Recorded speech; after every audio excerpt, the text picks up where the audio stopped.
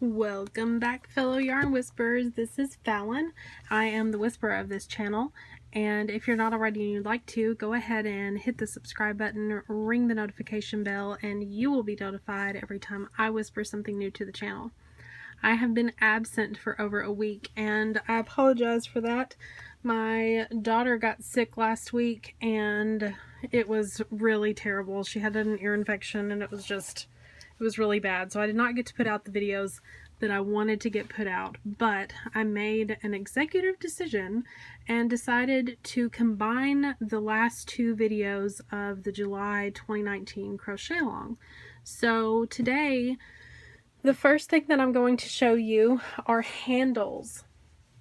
Now, my surprise bag will not show up on camera well enough for me to be able to use it.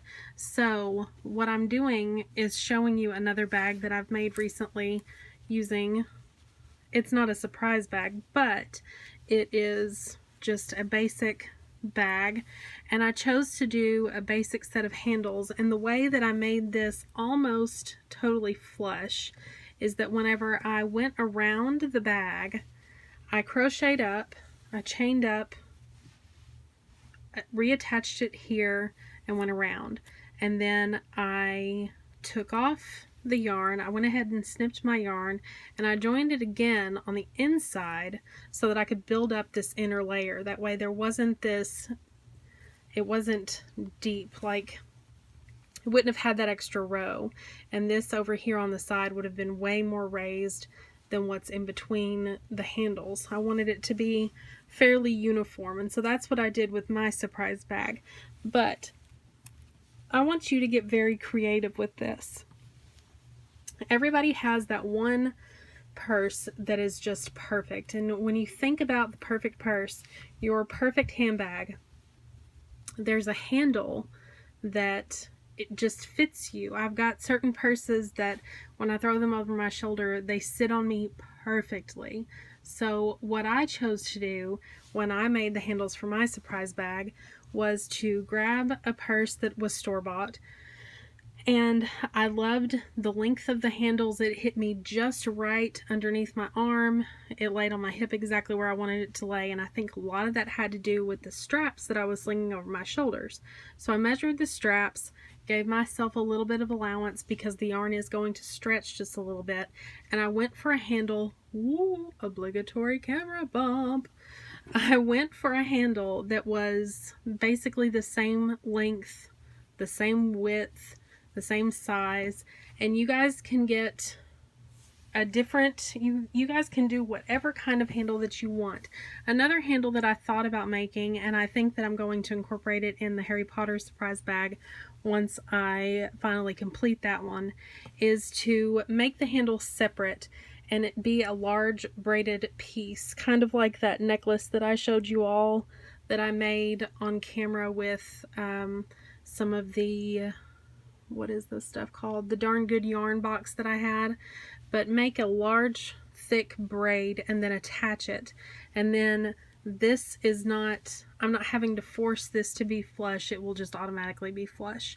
Now, another way that you could do a handle, you could make a store-bought handle. You could get a store-bought handle that you really love, or you could go to like a thrift shop and you can take the handle off of a bag that you really love and you can attach it that way. So in terms of making the handles for your surprise bag, if you remember the shape of the surprise bag, because you've got all of the squares here, and then when you open it up inside, there's rows of 3 that go down the side, there's rows of 4 that go on the widest part. You can make one large strap to join all the way around. You could make the 2 straps like I did, one on the front, one on the back. You could make it drawstring. I mean, you could figure out a way to, I also thought about attaching straps from like here to here so that it would be a backpack, and then incorporating a drawstring to draw up all of this. So you could figure out a way to do that. And with it being double crochet, you would be able to easily run in and out like a ribbon, or if you wanted to braid up a piece of yarn that you chose to incorporate. Now, you guys remember that I miscounted, moving forward, you guys remember that I miscounted on some of the squares that you needed. I apologize for that again. But moving forward with that issue, and I don't have the squares right beside me like I thought I did, but think about the square that you had, and you can double them up and sew them together, and then you can make one of the tassels. And if you don't know how to make a tassel, I have a video on how to make a tassel. You can attach a tassel to the bottom of the square, and then you can attach that to, whoa, there's the camera again. You can attach that to the handle right here. You could hang it off the bottom. You could put fringe along the bottom. I'm thinking of all of the extra things that you could do to your surprise bag to make it uniquely yours. Something that I didn't do with my colorful surprise bag is line the bag. So to line the bag, what you would need to do would be to measure. I have all natural light and I'm blocking some of it with some of this stuff that I have on my desk. Let me move some things around here.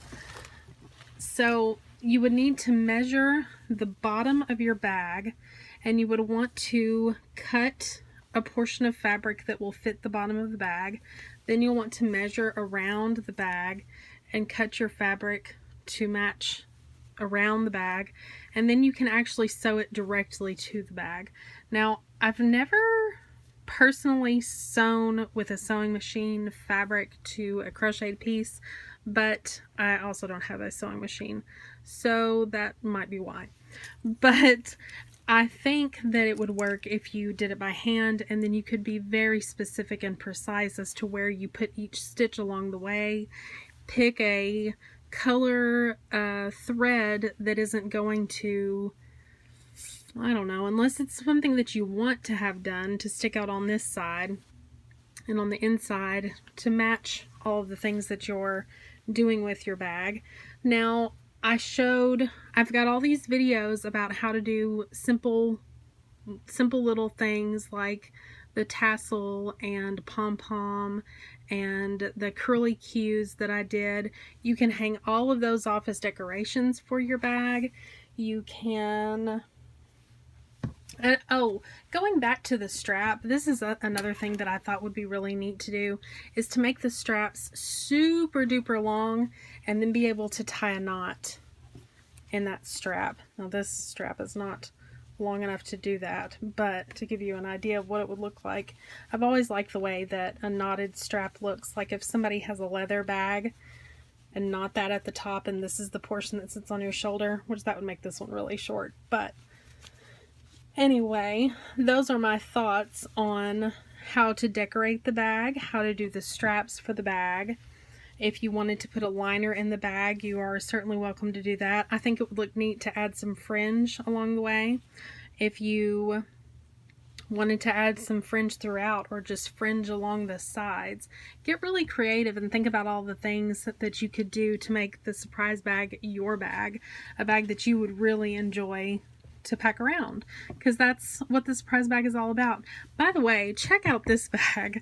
I had some yarn from Hobby Lobby that was kind of a rainbow, had all of the colors in it, and I didn't really know what to do with it, and I started making a bag that was just like this. And while I liked it, I felt like, but it looks cool with this color and this color and this color, so I doubled up and I made this bag, and I really like the way that it worked out. Ooh. You can see all the different colors coming through. I mixed it with 3 pieces of yarn actually. I mixed it with, there's the colorful yarn throughout, and then I've got a light gray and a dark gray up here, and then I kept the light gray and moved to a color and pulled that out. I thought that was a really pretty combination of yarn. I'm sorry that I've been absent, guys, and that's not going to happen again. I love making videos, and I will be back soon. I probably am actually going to post a second video today because I got some wish stuff in, and so that's going to be up next. Thank you so much for watching. Give me a thumbs up. I hope that you enjoyed this, and I'm sorry that I didn't have my surprise bag with me. I think that with it having the black yarn, it just doesn't show up very good on camera, so I picked something that was close to it and where I used the same concept on how I put the handles on. So give me a thumbs up, and I will see you guys again on the next episode of The Yarn Whisperer. Bye!